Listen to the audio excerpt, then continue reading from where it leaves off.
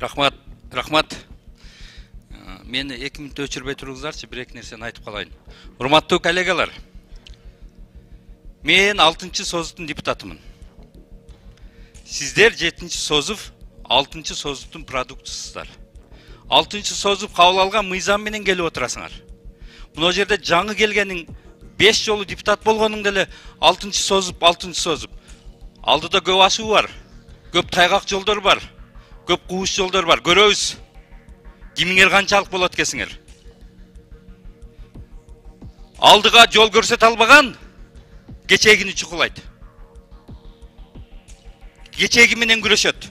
30 жылдан бери Акаев, Бакиев, Атамбаев, Жээнбековду бүтө албайбыз.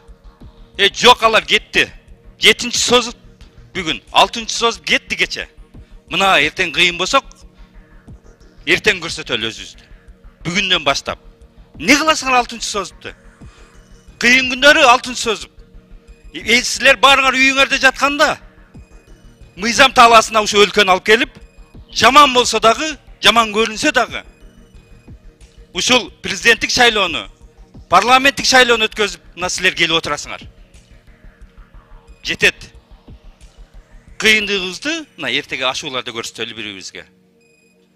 Эртеге ким кандай экенин мына ушул палата ушул көрсөтөт.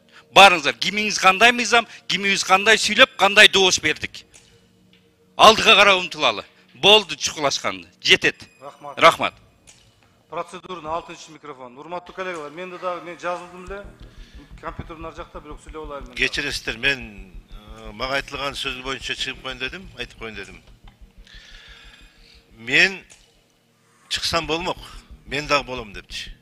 Бирок бүгүнкү болгон кимге шайлансаңар билбейбиз.